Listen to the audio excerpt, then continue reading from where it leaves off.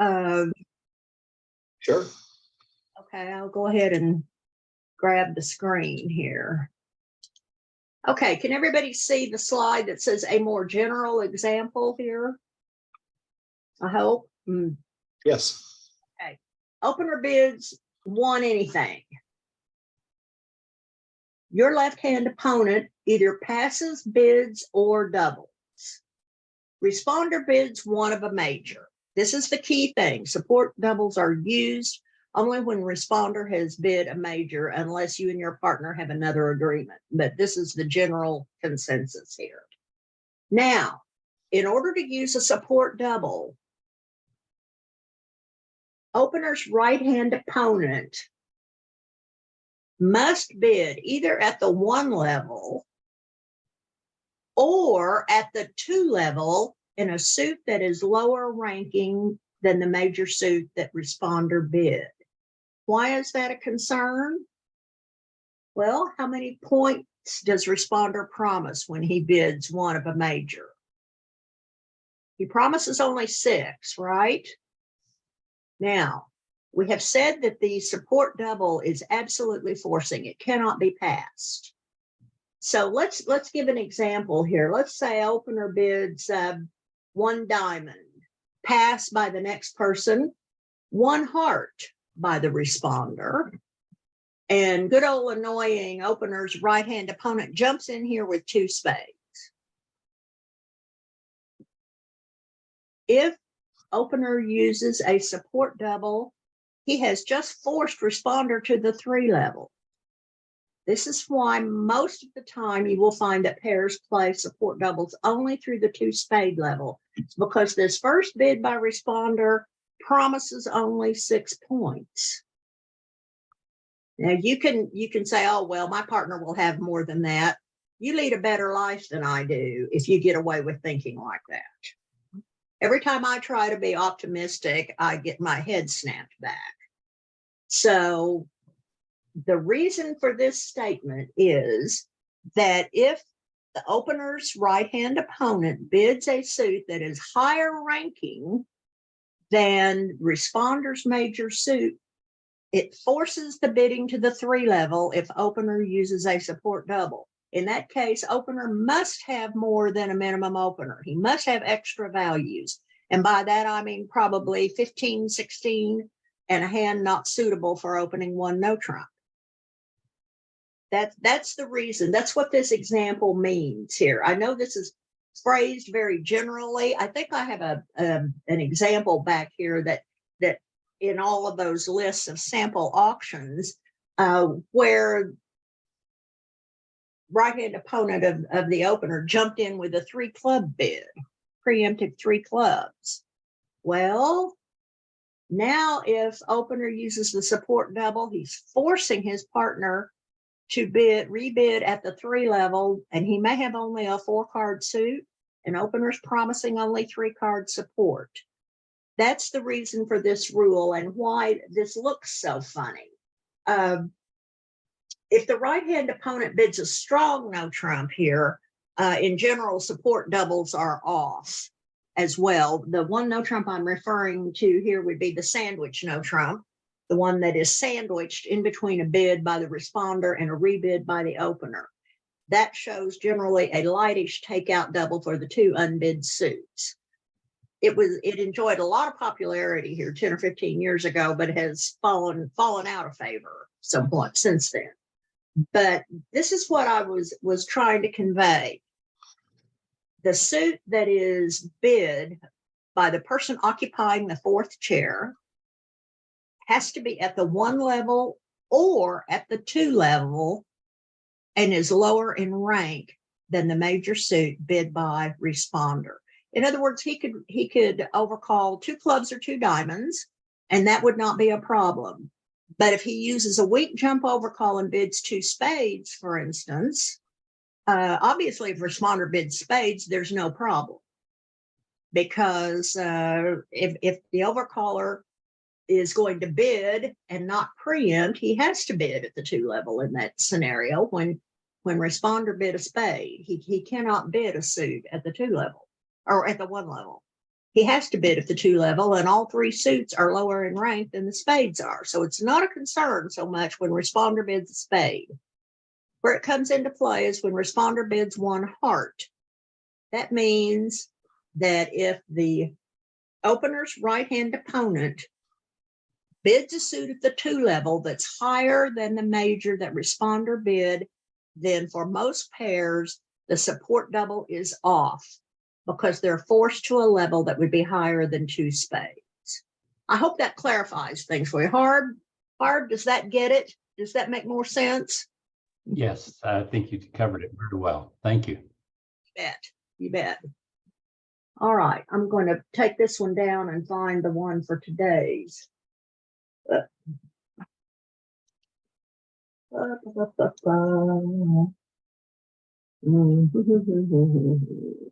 Well, there it is. Okay. Susan, Yes. Hi, Ella. do we have time for another question? Or I are think you ready to start? What's your question? In yesterday's auction, our opponent bid 3-0. And I had king, queen, and 2 little clubs. I led a king. Should I have done that, or do you not do that in no trump? The no trump auction, if you're going to lead the top of a sequence, you need a 3-card perfect sequence, like king, queen, jack, or a broken sequence, which would be king, queen, 10. When you're leading against no trump, you're promising a 3-card sequence rather than just a 2-card sequence, like when you're leading against a suit contract. The reason for the difference is the 3rd round in a suit contract often gets roughed. So you don't worry so much about having something for that 3rd round. But in no trump, if you have king, queen, and you lead the king, marking yourself with the queen, you may, when you don't have the jack or the 10, you may be setting up the suit for the declarer, and we're trying to avoid that. So when you lead against no trump, you want to have a 3-card sequence, not just a 2-card sequence. So I should have led lower then. Well, if that's the suit that it's appropriate for you to lead, yes, you should lead the 2. My Anybody? partner happened to have had my partner had the ace, but she didn't play it until the 3rd round, and then she couldn't lead him back to me. So. Right. And that's another subject. We have talked a little bit about 3rd hand play and overtaking to unblock, but that would have been especially important if you had the king, queen, jack, for instance. If she maybe you have a 5-card suit. She needs to get that ace out of her hand, and that's why it's important for her to know that you have that 3rd honor, because when she overtakes, if the 10, for instance, is sitting on the dummy, she may be setting up the 10 for the declarer if she does that. So it's important for her to know exactly how many cards you have in your perfect sequence or broken sequence. I did not have a perfect one, so I should have led low. Thank you. Yeah, you didn't have a 3-card sequence. So if that's the right suit, if you lead low, she'll play her ace and she should return it. Okay. Yeah. Yes, thank you. All right. It's 9 a.m. and I've already grabbed the screen. Rick, did you have any announcements you wanted to make? No, nothing particular. I'll put a reminder in the chat at the end of the class about the YouTube channel. Oh, good. Yes, thank you. And I will remind you that 2 weeks from today, April the 15th, the regional in Midwest City will be going on. So we will not be having our Saturday morning session. And we won't be having any games that week either online or at the club. We're shut down for that entire week. So, all right, today we're going to talk about balancing bids and doubles. We haven't talked about this in a while, and I think that you might find this helpful when you're getting ready to go to a tournament, because you don't want to sell out to a low-level contract if you can avoid it. And it's really important that you and your partner have agreements on how you're going to bid in this situation. So, the most common situation for balancing occurs when an opening bid is opening bid of one of a suit, I should say, because this doesn't necessarily apply to a one no trump opening, is passed around to the fourth seat. In this situation, unless your hand is very weak or your own best suit is the opponent's suit, it's usually not going to get you a good result if you pass. If you happen to have a string in the opponent's suit, you have to hope that the opener rebids and maybe partner doubles, reopens with a double or some such thing. But when you have a 4 or 5 of the opponent's suit and that's your best suit, and you find yourself in this situation, it's usually not wise to take any action. One thing we know for sure on this auction is that your right-hand opponent doesn't have 6 points, right? So let's take a look at your hand here. If you were sitting in your partner's seat, that is in the direct seat, the one immediately to the left of the opening bidder, you wouldn't double a heart. Your hand's not strong enough. But in the balancing seat, you want to do something that will prevent the opponent from buying the contract at a very low level. That usually allows them to be successful. And if they're not successful, it tends to imply that the hand belonged to your side. Maybe you gave them 50 points when you had plus 110 the other way. So you don't want to let this go, particularly in this example when you're short in the suit that opener bid and you have 4 cards in the unbid major. This is a perfect balancing double. 4 cards in the unbid major and at least 3 card support in the other unbid suits. So you wouldn't double in the direct seat, but in the balancing seat, borrow a king from your partner and double. That borrowing a king means you've added about 3 points to the total amount you have in your hand. So this means, for instance, if you're going to borrow a king from your partner's hand, this means that it's now appropriate to bid 1 no trump in that balancing seat, 1 diamond, pass by your right-hand opponent, and you bid 1 no trump. Notice there's a diamond stop in this hand, and maybe even 2. Maybe that 10 will take a second trick. We never know.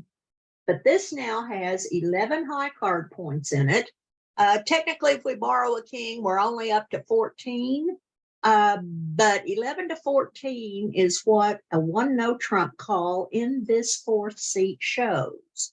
If you have a real no trump opening, that is a 15 to 17 point 1 no trump, you must double first and then bid no trump at the cheapest level to show that hand. Otherwise, your partner should take you for only 11 to 14. I will say also that most pairs play that systems are on, meaning statement and transfers, over this one balancing 1 no trump call. Some people do not play it that way. Some people say, well, sometimes I just want to play 2 clubs. I don't want a bid statement. If you and your partner feel that way, then you should discuss it and say, we're not going to play systems on over this bid. But most people do. Most people do. So here's an example of a real 1 no trump opener right here. Your left-hand opponent opens a club and then it comes passed around to you. If you bid 1 no trump, you're showing only 11 to 14 points. With this hand, you have to double first. Whatever partner bids, that's fine. Then when you bid no trump at the cheapest level, you're telling partner, I have a real 1 no trump opener over here, partner. What do you think? Here's another example. In this instance, you want to remember that it is seldom winning bridge to let the opponents play either in a comfortable 2-level fit they have found or at a very low level, like this 1 club pass. We know absolutely for sure on this auction The East does not have 6 points. He could have bid anything over one club and did not bid at all. Is it possible that your partner has something and just didn't have a suitable bid? Of course it is. Maybe he is 4333 and his only 4-card suit is a club suit. After that, he doesn't have enough points to bid one no trump. He's not short in clubs, so he can't use a takeout double. Doesn't have a 5-card suit. What's he going to do? Well, he's just run through all the options and he doesn't have a suitable bid. Remember, pass doesn't necessarily mean that you're weak in that overcall seat. It just means that you have no suitable bid at this time. That's why some people call the balancing seat here, the 4th seat, the protection seat, because you are protecting your partner's potential points. You're protecting your partner because maybe he has values and just had no suitable bid. So, with 14 high card points and the 3 that we borrowed from partner, and we certainly have the club suit in hand. I think King, Queen, 10, 9 is qualifies as the club suit handle without any problem at all. This is a good one no trump bid in the balancing seat. It has only 14 high card points in it. That's at the top that's shown. This is fairly standard bidding too. This is not known as aggressive bidding at all. This is just trying to keep the opponents from taking the bid in one club. I don't know, even with my nice hand, I'm not very optimistic that I can beat one club. So I want to do whatever I can to keep the opponents from getting that contract at the low level. Now, is it possible that West is sitting here with a 19-point beauty or something, or even a 20-point very unbalanced hand?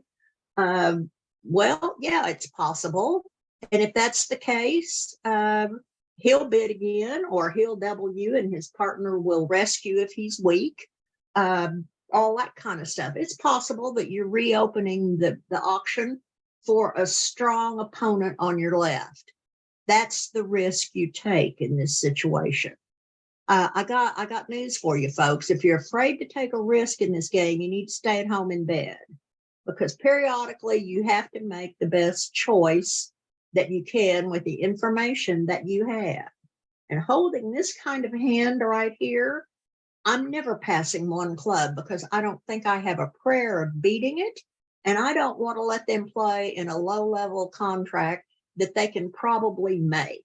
I would like to force them to a higher level where maybe they can't make it. So that's why I want to bid one no trump, even though I have only 14 points, especially when I borrowed a king from my partner. That gives me plenty to bid one no trump. Good thing that West bid a club and not a heart here, because if he had bid hearts, then I don't have a heart stop, and one no trump would not be an appropriate call. Does everybody see the difference? It depends on the suit that opener bid. Now, since doubling first and then bidding no trump shows 15 to 18 points for most pairs, the one no trump overcall is 15 to 18 points because it just makes life simpler to include 18-point no trump hands with the one no trump overcall. Number one, because the one no trump overcall is so dangerous. The responder knows that his partner has opened, and he knows how many points he has. If he has 9 points in his hand, he's probably going to pull out the red card and double one no trump for penalty, because he knows that the advancer is broke. So that's why a lot of people like to include 18 points in the one no trump overcall. Plus, it means that when you have 19 or 20, you can just bid two no trump in the balancing seat. I think most of you know that two no trump in the direct seat does not show a 20 to 21 point hand. Occasionally you find somebody who bids two no trump, and if you make the assumption that it's unusual. I know I've been shocked a couple of times to find out that no, it's not unusual. They don't start with a double when they have a big hand. That 2 no trump really showed 20 to 21 points. But in the direct seat, 2 no trump is it's basically an unused bid. And that's why they started using it to show a 2 suited overcall, because a 20 to 21 point hand is well beyond the point range that most pairs use for an overcall. Top for most people is 17 or something in that range. So a 20 point hand is too strong to do anything but start with a double. So somebody thought up one day, well, hey, why don't we use a 2 no trump overcall to show the 2 lowest 5-5 and the 2 lowest unbid suits? So everybody thought that was a fine idea and they adopted it. But this is not the direct seat. This is the balancing seat. So if you would bid 1 no trump in the balancing seat with 11 to 14, and then you would double and bid no trump at the cheapest level with 15 to 18, then bidding 2 no trump shows a better hand than doing even the double and rebidding no trump. This is indeed a 19 to 20 point no trump hand. This shows the equivalent of the 2 no trump opening, but whereas it doesn't in the direct seat. I know this is confusing because it's the same bid and it's bid by the opponents, but it depends on which opponent is doing the bidding. 2 no trump here by North would say, I'm 5-5 and clubs and diamonds, partner, please pick. If that's the way you play it. There are a number of ways to play it, but the 5-5 and the 2 lowest unbid suits is the most common. But 2 no trump in the balancing seat says, I got the best hand at the table, partner. What do you think? Do you have enough for us to play game? If so, where should we play it? Obviously not spades. Notice this 2 no trump bid also promises spade stops. Don't try doing this without a stopper in the opponent's suit. It tends not to end well. I'm just going to say that and leave it there. But I have told you many times that all these things that I talk about, all these mistakes, I've made them myself. Most of them way more than once. So try not to bid no trump when you don't have a stopper in the opponent's suit. Take it from me. It just doesn't work. Now, Susan, yes. Ella has a question. Ella, would what's your you- question? Oh, it was on the previous page, and we'll go back to it later if you want. Are you sure? Well, we can go Well, back. I can ask you, when you said that you wouldn't, let me see. It's hard for me to. Here, let me roll it back one.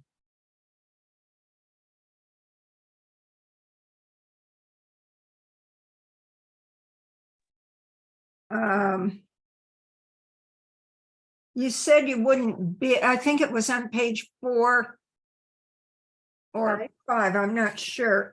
And you said not to bid. Would you double instead? Oh, where I wouldn't bid a heart. Where Yeah, I said, let me see, where was that hand? Oh, here it is. It's on page 5. Yes, if my opponent opened a heart, I don't have a heart stop here. So 1 no trump isn't terribly suitable. The other thing is that I don't have 4 cards in the unbid major. So no, I wouldn't double here. I have too many hearts and I don't have 4 cards in the unbid major. I would want to with 14, but oh my gosh. This is a no trumpy hand, but it doesn't have a heart stop. So I'm not going to bid no trump. And about the only thing I could even think about doing would be bid 2 clubs, but I hate to do that. West bid clubs here, but say he opened a heart instead. About the only thing I could do would be to bid 2 clubs, and it would be my luck to have my partner put down a doubleton club. 4-2 fits don't play well, in case you're wondering. So I'm probably going to look at this hand and say, I'm just like my partner. I have nice points, but I don't have an appropriate bid when West has opened a heart here. Dawn, what's your feeling about a hand like this if West opens a heart instead of a club? And I wasn't paying a lot of attention, but in general, pass is an appropriate call. I mean, if you don't have a bid, don't invent one. Well, that's right. Larry Cohen is fond of saying that pass is often the best bid in the box. When you don't have an alternative or a good alternative, pull out the green card. If it doesn't work out well, oh well. Nothing works 100% of the time. But if you don't try to make up a bid when you don't have an appropriate bid, you'll keep yourself out of trouble more often than you will if you just follow the rules that you and your partner have agreed upon. And most importantly, you will preserve partnership trust. That's the important part. Okay. Now, Thank you. yes. I thought I heard something Much. else. Oh, you're welcome. You're welcome. Now, since 2 no trump in the balancing seat is not unusual, if you're holding a hand like this one, well, you don't want to sell out to 1 spade. You don't have any defense against 1 spade, do you? You've got a lovely singleton, and that's all. In this case, 2 no trump would show the actual 19 to 20 point hand. So when this kind of thing comes up, you start with your higher ranking suit first. So you would bid 2 diamonds. If you needed to, you could bid 3 clubs and ask your partner to choose. With this kind of shape, you're not terribly afraid of the 3 level since East passed here. So remember that distinction between the direct seat and the balancing seat and the 2 no trump call. This is a very, very important thing here. If you don't get anything else out of this particular lesson, just remember that 2 no trump in the direct seat has a different meaning from 2 no trump in the balancing seat. All right, now then, when you jump in the 4th seat, you show a self-sufficient suit that is within 1 trick of your bid. So for instance, if West opens 1 diamond, pass, with this hand, South should bid 2 spades. Remember, there are no preempts in the 4th seat. No preempts in the 4th seat. If you've got a preemptive hand here, you can just bid 1 spade, because a simple suit bid in this balancing seat shows in general 8 to 11 points. So when you have a good suit like this one, you should have a self-sufficient suit, meaning it can play well opposite a singleton. I'm not afraid of if my partner puts down just 1 spade here. I have great spades. The other thing is I have 7 tricks here. If my partner has even 1 or 2 spades, I have 7 tricks in this hand. So I'm willing to contract for 8 tricks. This is if my partner has absolutely nothing but 2 small spades. I have a reasonable shot of coming within 1 trick of my bid. So that's what a jump bid means there, because there are no preempts in the 4th seat, either opening or balancing.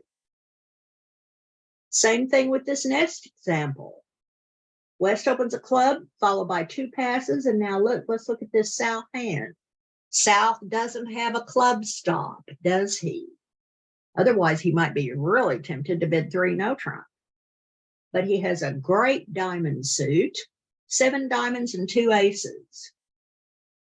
Hey, that's pretty good. I'm going to have to lose a diamond, so I get 6 of them. And those 2 aces together make 8 tricks. So I'm more than willing to contract for 9 here. Gambling on the fact that my partner has 1 trick. If he doesn't have 1 trick, well, I'm going to go off 1 maybe. But that beats letting West play 1 club and making 1 or 2 clubs for a positive score of 90, for instance. So 70 or 90 will beat 50 either way. So I'm willing to take the chance here because I have a nice long suit with some outside values that brings me to within one trick of my contract. Does that make sense to everybody? That's a jump bid in the balancing seat, not just a normal old cheapest level overcall. Here's an example. But Susan, wasn't it a double jump? No, one. Let me look. Yeah, it was. That should have been one spade. Sorry. One spade, pass, 3 diamonds. Good catch, Patty. Change that to a spade there, not a club. All right. Here's an example. West opens a club. See, this is pretty normal one club opening. North passes. He has some values, but no bid here at all. East passes. Man, he's just broke. Now, notice South has how many points? 9, 10, 14. He has 14 points. Does he have club stopped? Yes, indeed he does. This is that same hand we were talking about back on page 5. One no trump by South. Now, let's take a look at this from North's perspective. He has 10 high card points, doesn't he? What would you do if your partner opened one no trump with that? You'd bid 3 no trump, wouldn't you? But remember, one no trump in the balancing seat isn't 15 to 17. Your partner can easily be on 11 with club stops. So with 10 points, he has a really good shot at making it. He has a really good shot at making it. But if you bid 3 here, you're going to end up playing a 24-point no trump. It may make, but the chances are not great because you're assuming partner has 14. When you say, well, we've got 24 points, a lot of times that'll make, and that's true, it will, but your partner's range is 11 to 14. Not 14, period. It's 11 to 14. So North should pass, knowing that partner has borrowed a king from his hand to bid 1 no trump. Subtract 3 points from this hand and he only has 7. That changes things. Remember, when your partner bids in the balancing seat, he has borrowed some of your points to bid unless he makes one of those famous jump bids that we just talked about. So could West have been really strong? Of course he could have. Of course he could have. But just as often, we have this kind of situation where, hey, I have some values, but I don't have a 5-card suit. I'm not short in the opponent's suit. So even if I had opening values, I couldn't use a takeout double. So I have to pass. That's why learning how to bid in the balancing seat can be so profitable. Don't sell out to a low-level bid here when you don't have to. It's the moral to that story. Now, when you just bid a suit at the 1 level in the balancing seat, at the 1 level, it can be anywhere from 8 to 16 points. Remember, most of you use an overcall range of 7 to 16 or 17 points, or maybe 8 to 16 or 17 points. So you can still use that range to bid at the 1 level with 8 to 16, or you should probably have 10 points to overcall in the balancing seat at the 2 level. Remember, we're borrowing a king from partner's hand here that will push us into the opening hand range. So in the direct seat, this is a really, really crappy suit, and there are only 7 points in the hand. But selling out to 1 club just isn't going to cut it. If I'm looking at my hand, I'm thinking, I've got a 5-card major suit. My partner may or may not have anything, but I'm not selling out to 1 club. I'll bid 1 heart and take my chances. Maybe my partner will have a couple of nice hearts for me and a couple of tricks. So I'll have a chance of making my bid. But I can almost guarantee you that selling out to one club with this hand will not get you a result that you'll be thrilled with. Now, look at this next one. This hand is not good enough for a 2-diamond overcall in the direct seat. Why isn't it? Because it only has 9 high card points in it. That's why. It has a nice 6-card diamond suit, but I wouldn't overcall it sitting in the direct seat. But in the balancing seat, I am happy to overcall 2 diamonds here. When I borrow a king, I have more than enough values to take that call in that seat. Remember, I'm borrowing a king from my partner's hand over here. And so it's very important for your partner, the one sitting in the direct seat, to remember that partner has borrowed 3 points from your hand. And to think about that when considering whether or not to respond or whether to raise partner at any point. That takes some getting used to. Now, sitting in the direct seat, this would be definitely a 2-heart overcall, right? More than enough, 5 hearts in it, more than an opening hand. 14 high card points, 5-card suit, 17 high card points, sorry. But I lack a spade stop. So notice I have 17 high card points, no spade stop. That means if I don't have 5 hearts in my hand, and I've got 3 clubs instead of just 2, I'm going to double instead of bidding 2 hearts in the direct seat. But I'm not sitting in the direct seat. I'm sitting in the balancing seat. Now this hand is too strong. Remember, a 2-level bid in the balancing the seat shows about 10 to 16, or whatever you and your partner agree that it shows. So this hand is too strong for a 2-heart call here. You double first and then bid hearts at the cheapest level at your next turn to call. That's the way you handle a hand like this. That's how partner can tell the difference between a hand that is weak enough that it had to borrow a king to be able to bid, and one that has a really good holding with a good suit in it.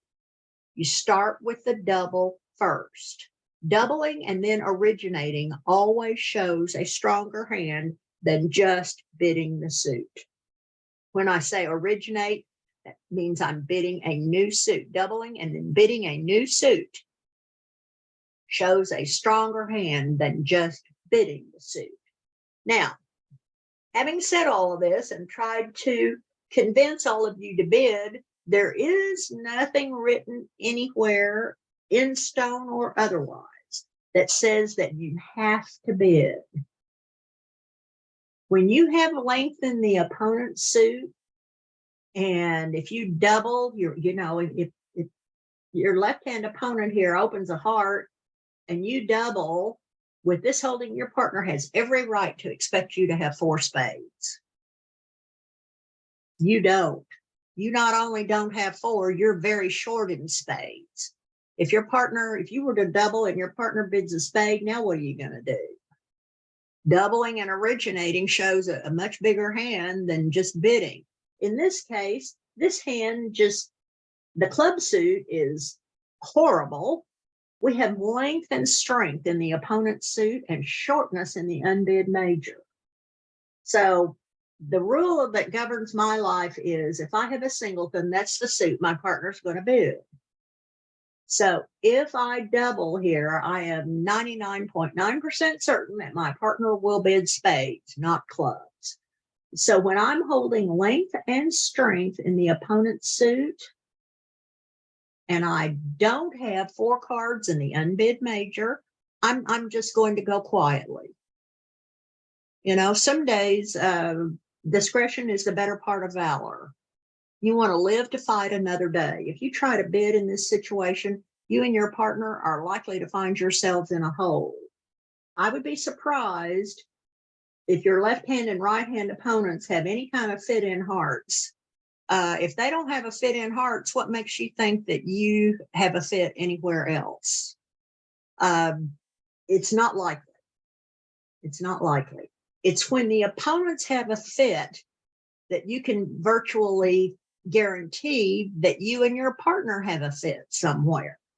But when they don't have a fit, when I'm sitting here holding forward their trumps with 2 honors, I'm thinking, oh, and I'm short in the other major suit.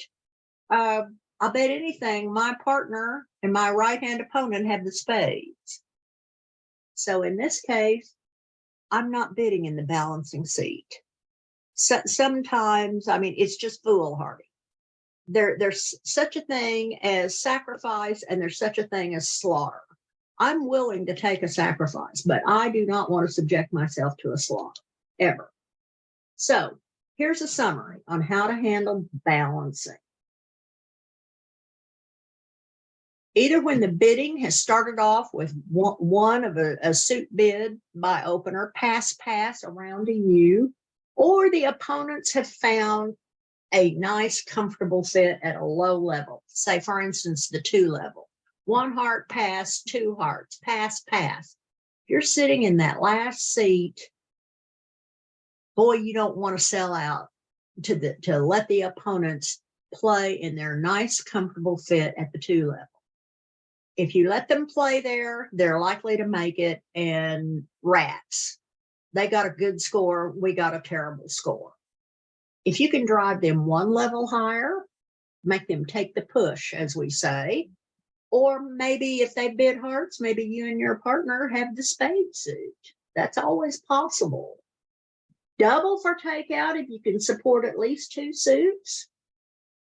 As I said earlier, just pass unless you have secondary strength in the opponent's suit, like that King Jack 9-4 I had in hearts on the previous slide.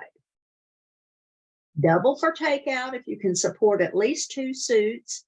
And here's an interesting bid.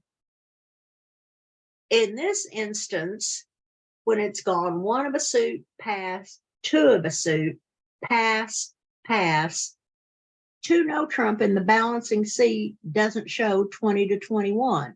It can't be that because you passed originally, right? So you can't have a great big hand. So what this bid shows, when the opponents have found a fit at the 2 level, and there have been 2 passes and it comes to you, if you bid 2 no trump, that says to partner, I don't have the spade suit, so I can't double. But I do have at least 4-4 in the minor suits. Please pick your better one. That's what 2 no trump says in that particular situation only. I know we're throwing 2 no trump around a lot here, but sit and think about this for a minute. This auction features 2 no trump bid by the person in the balancing seat after he has already passed initially. So he cannot have that great big hand. He'd have at least doubled. And if he's 5-5 in the 2 lowest unbid suits, he would bid 2 no trump the first time around, right? He did not do either one of those. That's why this particular situation, the 2 no trump call is different. So here are some examples that I hope will help you understand this. North opens a heart. East passes, South bids 2 hearts. Pass. East doubles. South passes, and now West bids 2 spades. This is the West hand here on the left, the East hand on the right. Notice, I have 3-card support in hearts, and I doubled anyway. I have 9 points. My partner should have 9 or 10 points because they've found a fit and they've stopped bidding. That means that they have about half the points and we should have about half the points. What happens here? Well, West says, oh boy, my partner doubled, asking me to bid. I'm going to bid 2 spades. Well, East bid it with only 3 spades in his hand. As I've said many times before, playing 4-3 fits builds character. So if West plays this hand, he's going to get to build his character a little bit here. But South has another call. North and South either have to take the push to 3 hearts, which based on their failure to bid on past the 2 level, may or may not be successful for them.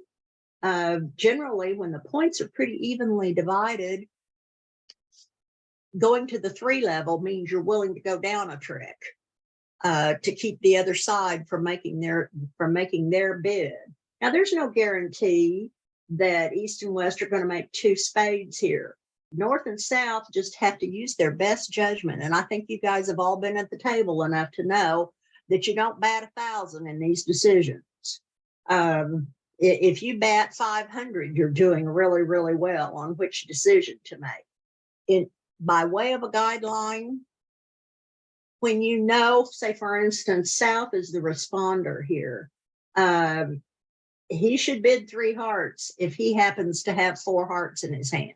He knows partner has 5. If he has 4, the law of total tricks says be willing to bid to the level of the combined number of trumps that you have.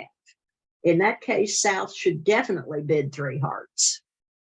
But if he only has 3 card support, he needs to think really long and hard. He either needs some extra values or he needs an extra trump to bid 3 hearts over this 2 spade call. Now, here's another situation. North opens the spade and East and West are on the left and right again here. And South bids 2 spades. West passes, North passes, and East says, I don't think so. I don't think so. So he doubles. And of course, his partner bids clubs. Of course. This particular hand illustrates something called equal level conversion. This means that when you double with only support for 2 of the unbid suits, and it only works when your partner bids clubs and you have diamonds. It doesn't work the other way around because you cannot bid another suit at that same level. You have to go up a level if you have the opposite. So 3 clubs, East now bids 3 diamonds, saying, I have hearts and diamonds, partner. You didn't bid hearts, so we need to play in diamonds instead of in clubs. This is called equal level conversion because I'm converting the contract that West chose into the one that I prefer, and it's at the same or equal level. And it's used following a balancing double generally, and then partner bids clubs. This is the kind of hand that you should have to double when the opponents have spades. If you had long clubs and short diamonds and your partner bids diamonds, you're stuck. You're stuck. You cannot convert it at the same level. So then when you bid a new suit, it does promise extra values. If you play equal level conversion with your partner, this 3 diamond call does not promise extra values at all. After all, you passed the first time around. How could you possibly have anything extra? You can't, can you? But now here's an example where you don't balance. Susan, Yes. Patty O'Neill had a question about the last slide. All righty. Patty, what's your question?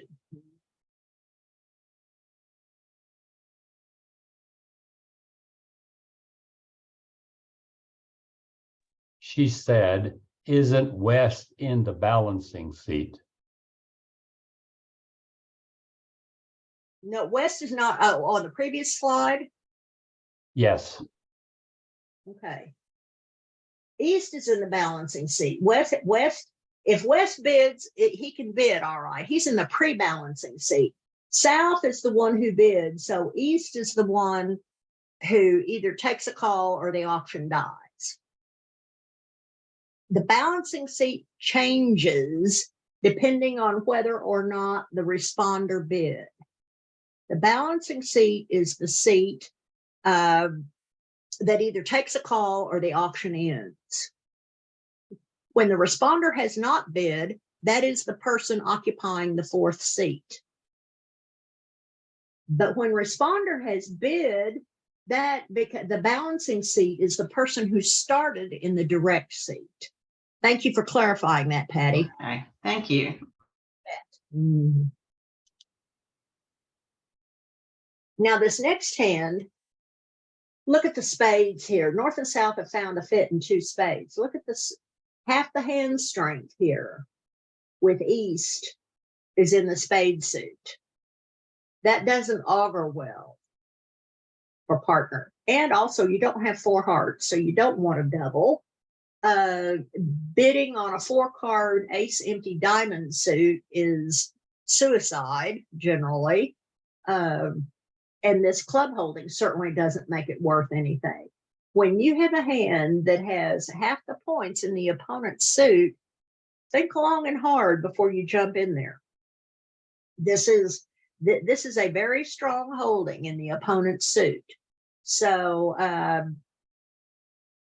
your partner doesn't have anything in the opponent's suit most likely, but even if he has other values, you don't have any suit that warrants a bid. And you really have too many cards in spades and too many points in spades to make balancing a good thing. And just with this kind of situation, you need to back off and see what happens. You may or may not beat 2 spades, but with that much strength in the opponent's suit, you're very unlikely to get a good outcome at the 3 level. You may go set too many tricks to make it profitable. Now, here's another example about that 2 no trump bid I was talking about earlier. 1 spade, 2 spades by North and South, pass, pass, and we come to East here. He says, well, I can't double because I don't have 4 hearts. But look at my minor suit holding. I have at least 4 cards in each of the minor suits. And if I pick one, I'll pick the wrong one.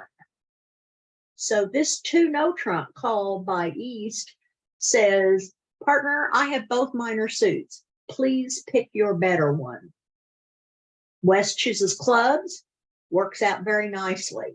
The diamonds are stronger in the East hand, but there is a nicer fit in clubs. You have a 5-3 fit and you have a reasonable shot at 3 clubs here. But even if you go set a trick, that's better than letting them play 2 spades and making it.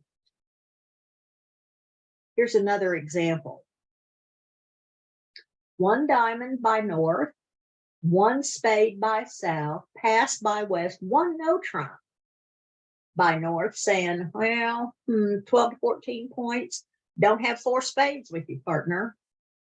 Pass, pass by South. And now let's look at the West hand. West has 8 points, but he has a 6-card heart suit. It takes a lot of nerve to bid 2 hearts here. But remember, this is a 12 to 14 no trump here. And the fact that South doesn't bid on says this hand is in the 6 to 9 point range. Given that fact, my partner has to have some kind of values.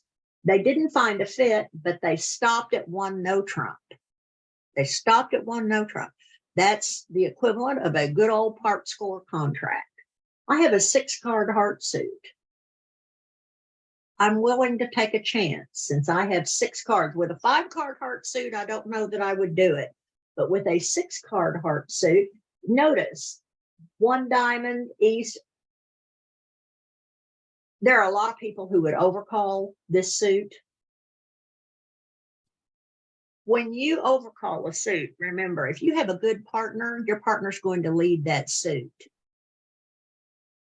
So when I overcall a suit, I like to have my, I would move this ace of spades down here to the heart suit and make this 3 small spades, and I'll overcall it all day long. But a queen empty suit, I want my partners to trust my overcalls. And yes, I know people have gotten much more aggressive than they used to be. But that's not my style. I like to be aggressive when I think the odds favor it. But when I'm looking at this kind of suit, I'm looking at 3 possible losers in the heart suit here. And I'm telling my partner, that's my best suit.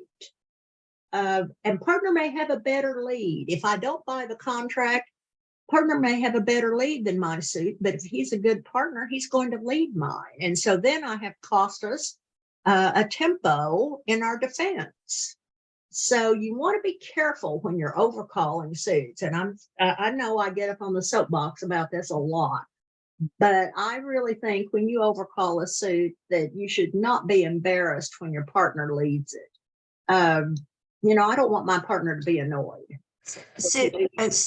Susan, would vulnerability make a difference on whether you, in the balancing seat, bid the 2 hearts? Well, probably, yes. If I'm vulnerable and the opponents are not, particularly if I'm on lead, I'll lead a heart. Especially if I still have my ace of spades out there, letting my partner know what my suit is. If I'm vulnerable and the opponents are not, I'll definitely take that into consideration, because smart opponents will be able to judge whether to pull out the red card. And I don't want to go for a number and 2 hearts, you know, which is possible. So yes, I would consider it, Patty, but it's not the only thing. I've got 8 points. I have every right to expect that my partner has 8 or 9 or maybe even 10. And if he's got 2 little hearts, we have a good shot at 2 hearts. Remember, this is just a 2-level bid. I'm not pushing to the 3 level. This is just a 2-level bid. Now, if I had to go to the 3 level with this, I would probably say no, I wouldn't do it. But with the 2 level, I would give it serious consideration, and don't let what I would do automatically become what you would do. You need to do what suits your style and your partnership style. And that's different for everybody. These are just some things that you need to think about. Now, in this example, North opens a club, South bids a heart, North rebids 2 clubs, pass, pass. Have they found a fit? No, not really. This pass of 2 clubs doesn't necessarily say there is a fit. It just says, I've told you where I live and I don't have another call. So good luck, partner. You get to play 2 clubs, maybe. Well, Wes says, look at this. I have no defense against clubs and I don't have hearts. I don't care which one of the other 2 suits my partner bids. I don't want to sell out to 2 clubs, especially when I only have 1 of them. So double here by West, even though he only has 7 points, partner bids 2 diamonds. This is not the greatest suit I've ever seen between the 2 hands, but we have no spade losers and we have no club losers here. We have a reasonable shot at 2 diamonds here. The whole secret to this is my length and values are in the 2 unbid suits. So rather than sell out to 2 clubs when the opponents have not found a fit, all we know for sure is that North either has 6 clubs or he had a hand that wasn't suitable for a 1 no trump rebid and he had to rebid a 5-card suit. So double looks appropriate to me here. I have the 2 unbid suits. If they bid 3 clubs, okay. I gave them a push. That's all I wanted to do. I'll pass 3 clubs. When partner bids 2 diamonds, though, yippee. Here we go. We found a place to play. And I think that's better than letting the opponents play 2 clubs here. Susan, Yes. if they go to 3 clubs, would you bid 3 diamonds or just pass? Absolutely not. When I'm balancing, my whole idea is either to buy the contract at the low level or to push the opponents 1 level higher. When they take the push, I've accomplished my goal. At that point, it would be up to partner to go on, not to me. Because notice, I only have 7 high card points and a singleton in North suit here. That doesn't give me very much. I was kind of out there on the limb and I could kind of hear a saw going in the background when I doubled here. My partner bid my best suit and I'm happy about that. But if the opponents bid 3 clubs, I'm not going any further. I'm happy to let them play it there. Now, here's another important thing to notice. There's a difference between the opponents having a fit and having had only a simple preference taken. For instance, 1 spade by North, 1 no trump by South, 2 diamonds by North, 2 spades. What in the world is up with this 2 spade bid? Well, one thing's for sure, South does not have 3-card support. He has a weak hand because he bid 1 no trump. He has 6 to 9 points. He's limited his hand. North bid on anyway. Maybe they're playing 2 over 1, and this is a 1 no trump foursome. Anyway, he bid 2 diamonds. Now, when South bids 2 spades, that is a simple preference, not support. If he'd had 3-card support, he'd bid 2 spades immediately. He did not. So this is only 2-card support. They don't have a fit, so East doesn't balance with a double. This is a 5-2 fit, not a 5-3 fit. If it had gone 1 spade pass, 2 spades pass, East would give very strong consideration to doubling because he has 4 hearts. But this is not a fit. And notice, East and West do not have a heart fit. Your partner has 4 of the opponent's trumps. They don't have a fit. You don't have a fit. This is just a preference. That's all. So don't get carried away. Now then, this is about what Ella just asked.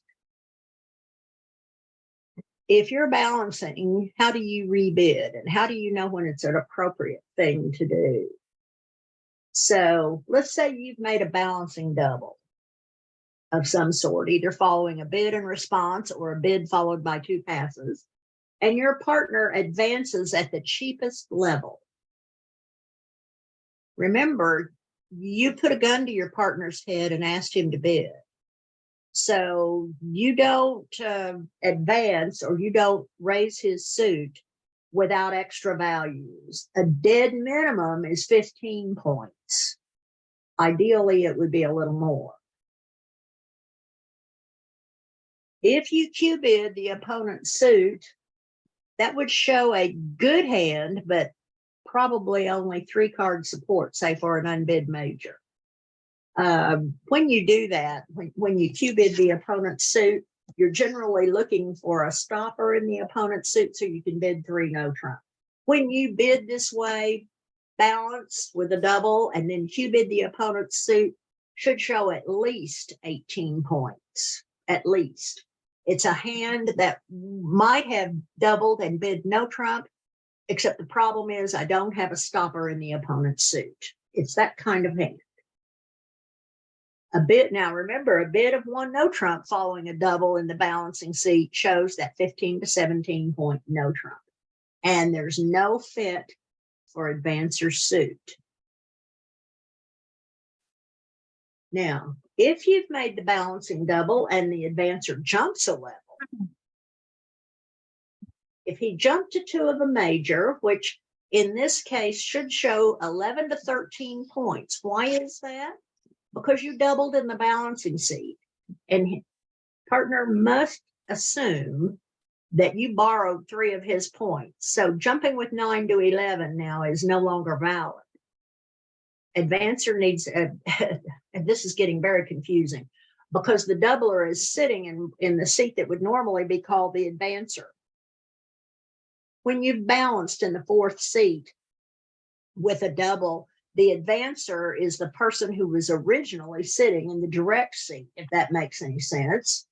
If advancer jumped to two of the majors showing 11 to 13, not 9 to 11, but 11 to 13 following a double in the balancing seat. If you have 13 or more points, bid the game, obviously. If you have 12, you can invite game, and you should, anything fewer than 12 points, you just need to pass. Now, if the advancer jumped in a minor, you're going to rebid no trump with a stopper in the opponent's suit and about 12 high card points. Otherwise, just pass, because it's very unlikely that you have 5 of a minor. That would be, the chances of that happening would be virtually nil.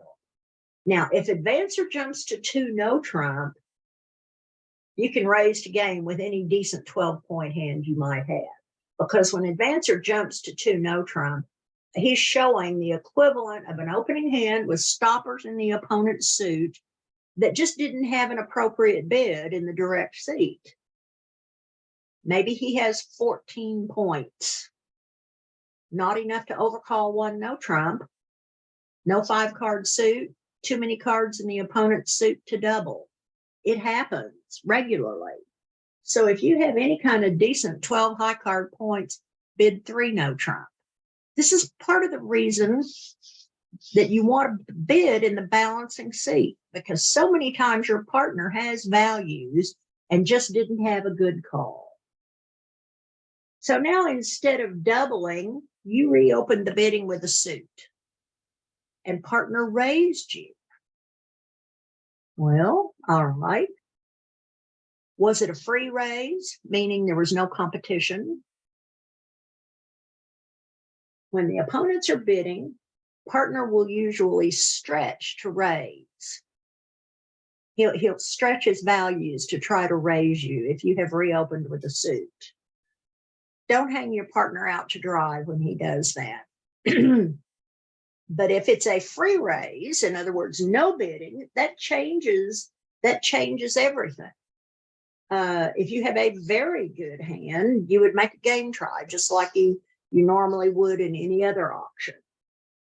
And when partner Q bids, you need to think about whether partner is showing a strong raise or whether partner wants to know about a stopper in the opponent's suit for a possible no trump contract. A Q bid by partner is very unusual here, but it does happen. And when he Q bids, it's either a strong raise or he wants to know whether you have a stopper for no trump. And you and your partner can discuss what it means and how to know the difference here. Now, let's see. This might be a good place to stop because it's 10 o'clock and I'm only halfway through these slides. So does anybody have any questions about what we've covered so far? We'll get into more examples next week here. We'll start with slide 16. This was an actual board from a game played a couple of years ago. Yes, Ella. Susan, could you talk a little more about that Q bid by partner, how you would know that it's a Q bid and how you would respond? Well, you know it's a Q bid because it's a bid of the opponent's suit. That's by definition what the Q bid is. And Q bidding shows either a very good hand with no trump aspirations or support for you when you have overcalled or balanced. Q bid has one of 2 possible meanings. It can mean I have at least 3 card support, or I have just a good hand, and with or without support, basically. Either way, you and your partner can play it either way that you want to. I know the only reason that I learned this was one day back when Ron Hinkey was still alive and he was teaching. I ran into a hand that had 11 or 12 points in it, and my partner had overcalled, but I didn't have any support for his suit. I had a good hand, but I didn't have support. And so I went and talked to Ron about it, and he says a Q bid can mean either a good hand with or without support. But obviously a Q bid is a one round force regardless. Regardless. You may end up playing a 5-2 fit. Worse things have happened. Believe me. Anybody else have a question? Nobody? Everybody understands this perfectly. I'm amazed because there's a lot of material in this first half of this slides. If you can just get down when to double and when to bid, and when you bid a suit, what level, you'll be in great shape. You'll be in great shape for the tournament. I hope that all of you can compete more effectively in the tournament when you've read and studied up a little bit about balancing. So good luck, everybody. And happy April Fools. Thank you. Yeah.